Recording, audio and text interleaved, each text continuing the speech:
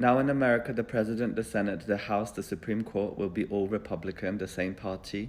And this has also happened in Poland. So let me give you some examples of what you're in for. Between 2015 and 2023, the ruling party of Poland was PiS. They won the majority and they could do with the country whatever they wanted. One of the biggest things they did was a nearly all ban on abortion. 99% of abortions are banned in Poland. Women are not allowed to take abortions. Any doctor that helps women get an abortion will go to jail if found that they were helping them. So women now have to travel outside of Poland to do these procedures, and if they were found to do that, then again they would go to jail. You are not allowed to get an abortion even if it threatens the mother's life, and there was actually a famous case of when a woman died because she had to give birth to a stillborn. There were actually massive protests in Poland to protest this law.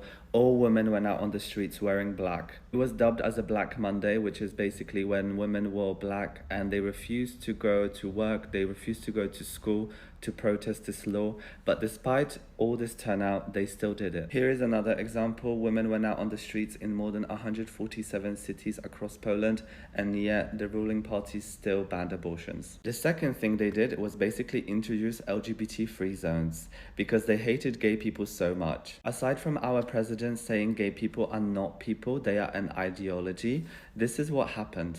LGBT-free zones were created and implemented by local provinces, counties, and municipalities.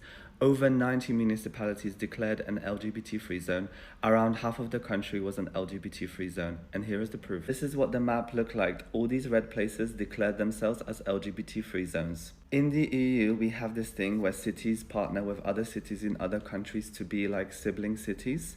And because of this, so many cities cut ties with Poland. Because of this, the European Commission blocked 150 million euro funds for LGBT-free zones and blocked a 42 billion euro payment from the COVID recovery fund. Of course, America is not part of the EU, therefore they will not have any repercussions if they make any laws like this, therefore they will be fearless. On top of this, newspapers gave out these lovely stickers which businesses could use to declare themselves as an LGBT-free zone. Now, what the ruling party did to achieve this was basically change the judicial system. They made it so that the court was selected by the party and the president so that there will be no blockage of any laws that they wanted to make. This meant that the judges were basically pawns in their game and they could pass any law that they wanted.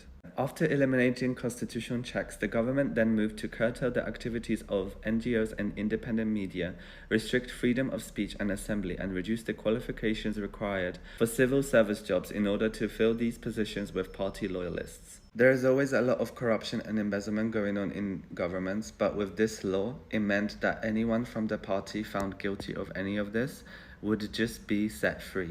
Because again, the judges were selected by the political party, which meant that they would never be found guilty of any of it. This was obviously huge during COVID because a lot of money they took for themselves.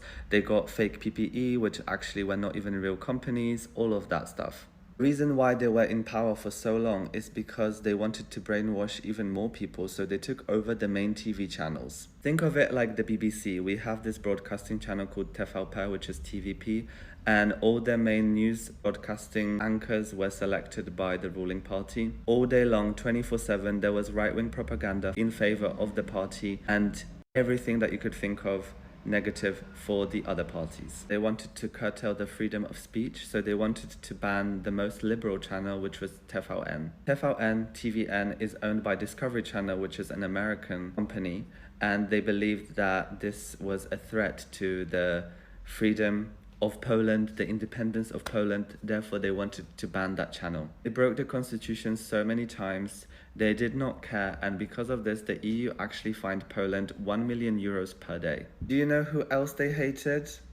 Yes, you guessed that right, immigrants. They were so against immigrants and protecting the Polish values that they actually tried to create a referendum to stop immigrants coming into Poland. However, the referendum failed to reach a 50% turnout, which means that the referendum wasn't valid. They, however, created a wall border similar to the border in America between America and Mexico to stop immigrants coming from Belarus into Poland and into the EU. Belarus was basically pushing immigrants through Poland into the EU, and Poland stopped this by building this wall. Some of those poor immigrants were stuck in that space between the Polish army and the Belarusian army, and they were denied humanitarian aid. No one was allowed to enter to help them, and unfortunately, a lot of them died. There was a lot more that the ruling party did over the 8 years, but these were some of the biggest controversies around the world that happened. And unless you were a Polish white man living in Poland, your life was probably hell. I know a lot of people don't care about politics, but this result is actually scary, and America actually has a lot of influence on the world and the politics of other countries. So this result is also scary for other countries. A lot of these things happen in Poland after Trump won last time, so just imagine the things that will happen after he just won now.